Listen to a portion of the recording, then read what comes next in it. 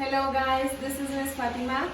Welcome to our channel. Today I will be helping you with the topic called tag questions for activities on language section, pages 93 and 94. This topic is not new, but anyways we're going to go through it so you can remember. Okay, let's start by reading the first paragraph of page 93, which is the definition of a tag question. And then we're going to go with some examples. It says, tag questions change a statement into a question. These questions are usually used to confirm something. Tag questions use a helping verb followed by the subject pronoun from the statement. A tag question always comes after a comma. Okay, so this paragraph says that a tag question is used to confirm something, and it changes a statement or a sentence into a question.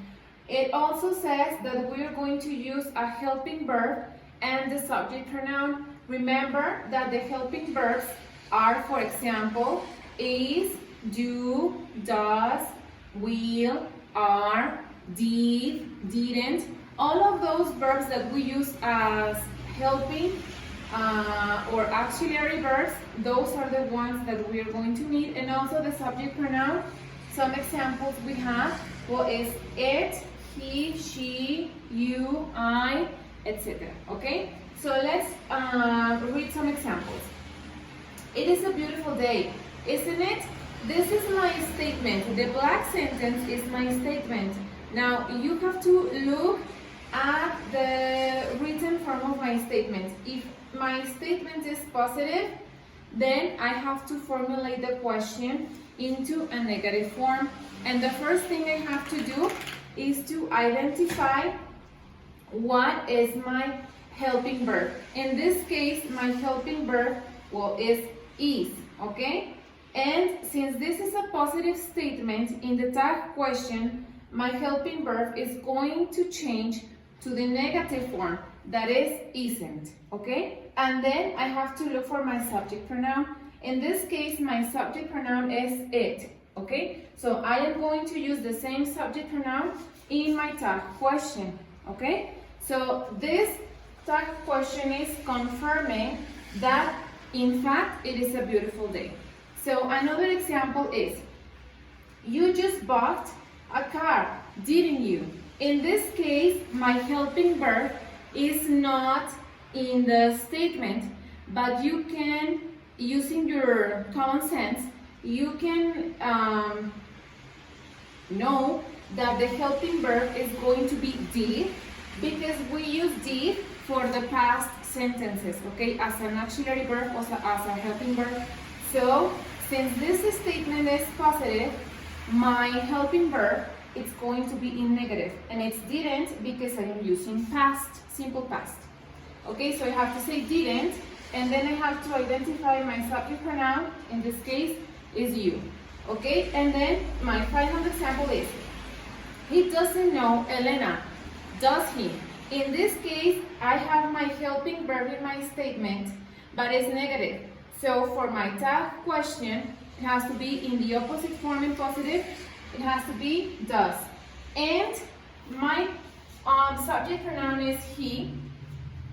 Obviously, I'm going to put he in my tag question. Sometimes you are not going to have the subject pronoun, like in this case, he. For example, we could have Roberto doesn't know Elena. So I know that Roberto is a he. I will put he, even though he is not in the sentence, but I can know that Roberto is he, okay? So let's go to the instructions for the first exercise on page 93.